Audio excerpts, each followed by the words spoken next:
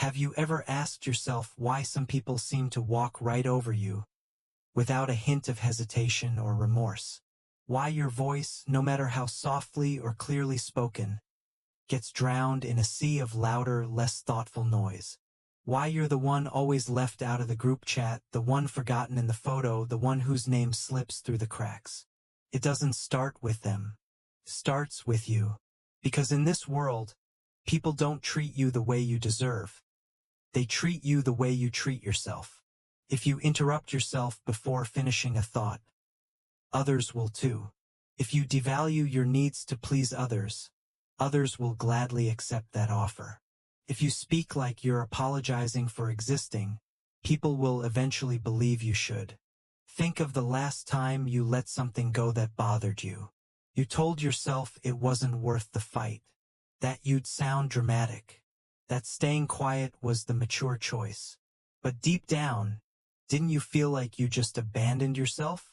This isn't about being aggressive or demanding attention. This is about reclaiming the fundamental truth. Until you respect yourself, no one else truly will. It's not about ego, it's about boundaries. Not about control, but about clarity. Carl Jung once said, "The privilege of a lifetime is to become who you truly are. But that journey begins only when you stop shrinking. Only when you stop dimming your light so others don't feel uncomfortable." Let me ask you this. If you were watching a loved one being disrespected the way you've allowed yourself to be, would you step in? Then why don't you step in for yourself? This video isn't going to give you easy tricks or superficial affirmations. What you're about to hear is not designed to make you feel better. It's meant to wake you up, because self-respect isn't a mindset, it's a decision. And today, that decision begins with you. Let's talk about the first moment you began to compromise yourself. It didn't happen all at once. It wasn't dramatic. It was subtle, like skipping your opinion in a group conversation, laughing at a joke that wasn't funny, or saying yes when your whole body was screaming no.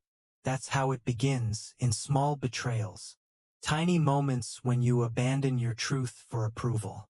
And over time, these add up not just in your memory, but in your identity. You stop being someone with opinions and start becoming someone who's easygoing. You stop being someone with needs and become selfless. But this kindness you're praised for isn't kindness. It's erasure. You're not being loved for who you are, but for how little space you take up, how much you agree, how well you disappear. And the worst part? You think this is what love is supposed to feel like. You start to confuse being tolerated with being cherished. You confuse silence with peace. You confuse the absence of conflict with the presence of connection. Let me tell you something uncomfortable. If you never express your boundaries, you will attract people who benefit from your silence. If you never reveal your truth, you'll end up surrounded by those who fear authenticity. And if you never respect your own time, energy, and worth, you will become a magnet for those who disrespect it too. Imagine this: you're in a relationship where every time you express a concern, it gets minimized. You're told you're overreacting, that you're being too sensitive. And eventually you start believing it. You shrink a little more every time. Not because you're weak, but because you were never taught that strength begins with saying, "This hurts." Respect isn't built by being nice. Respect is built by being clear. And clarity requires courage.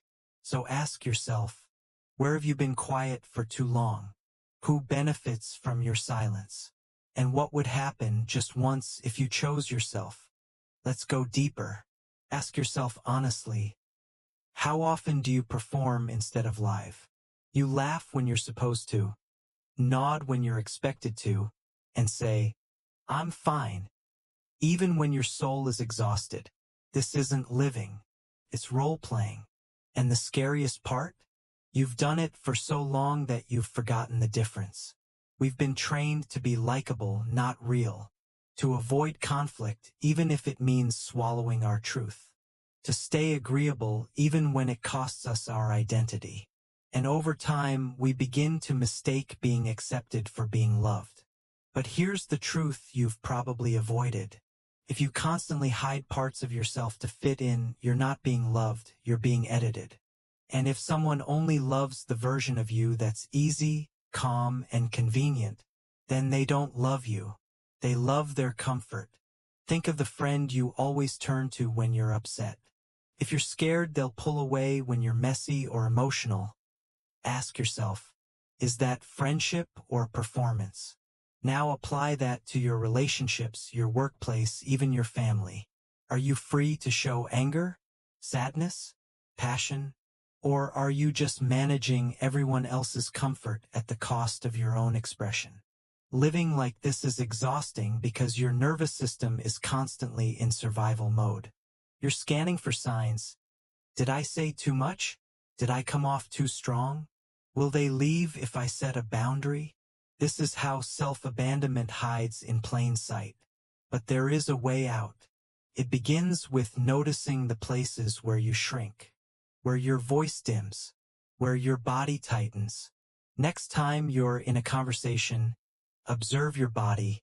Did your shoulders stiffen? Did your chest tighten when you were about to say something important? Did you smile when you really wanted to frown?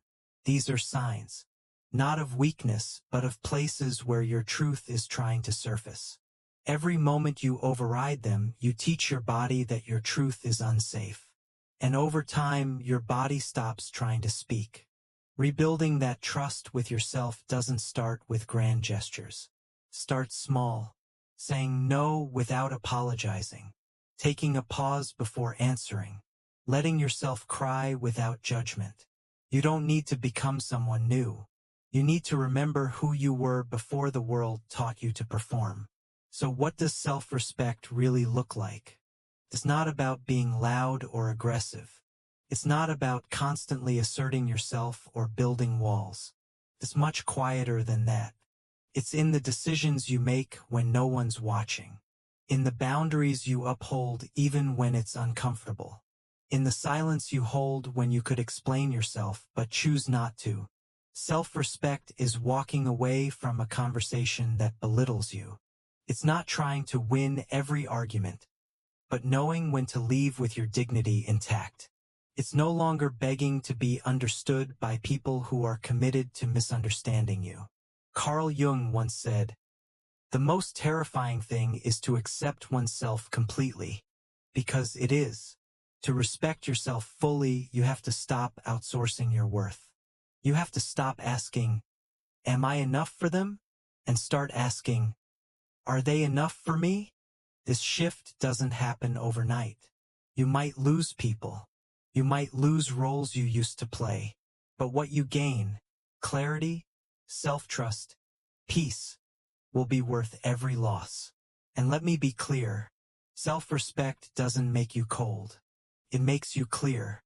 It allows you to show up in love, in friendship, and in work without sacrificing yourself at the altar of approval. Imagine this. You're invited to a gathering where the people always gossip. The energy is draining, and you leave feeling smaller than when you arrived. Respecting yourself is politely declining, not with bitterness, but with peace. Or maybe you're dating someone who's inconsistent, warm one day, distant the next. Instead of obsessing over decoding their behavior, self-respect says, I deserve consistency. I deserve peace. Every time you choose your own well-being over temporary validation, you grow stronger. And this isn't selfish. It's sacred. Because here's the paradox. The more you respect yourself, the more authentic love you attract. Not the kind that demands you shrink, apologize, or edit yourself, but the kind that honors your fullness, your voice, your fire, your softness, your silence. And yes, some people will fall away when you stop performing. Let them. Your peace is not negotiable. Your worth is not a debate. And your life is not a stage. You're not here to earn love by abandoning yourself. You're here to embody love by being yourself, fully, unapologetically, and with deep reverence.